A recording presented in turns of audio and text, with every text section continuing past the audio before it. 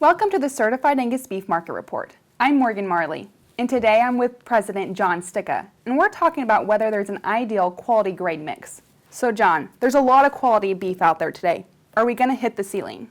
Today there's more quality beef out there than ever before, and so the question is extremely relevant right now.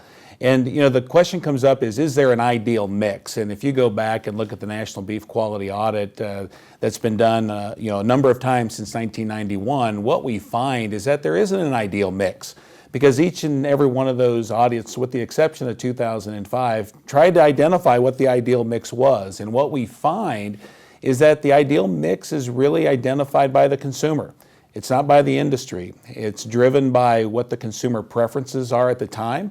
And then ultimately, it's driven by what economic signals those preferences drive back into the cow-calf and cattle feeding sector. From a CAB standpoint, if we look at where we're at today, the economic factors would say our mix could even stand more quality than where we're at. And I think it's a good way to challenge producers as they make genetic and management decisions to always keep carcass merit top of mind. So do you think we'll ever hit the ceiling for prime and certified Angus beef carcasses? Because obviously not every consumer can afford these premium products. It's valid. That's a valid point. And yet, if you look back in history, our industry has typically underestimated how much quality the global consumer is truly willing to absorb profitably still for the production sector. And as you look at it today, here we sit with 8% prime, 72% choice. We're only looking at about 16 to 17% select. And yet the economic signals, as we look at the choice select spread, at the prime spread over choice on the cutout, still indicate that the economics say produce more.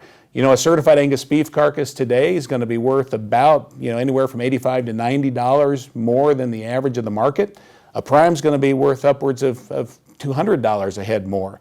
And so I think that gives us some idea that the demand for quality is there, the consumer preference is for it, and that creates economic opportunities for those producers to continue to put more. We haven't hit the ceiling yet.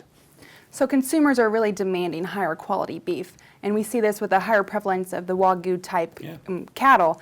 Do you think that we're going to be able to compete in this arena without having those kinds of genetics? As we look at the preferences for consumers, marbling is kind of king right now in the eyes of the consumer.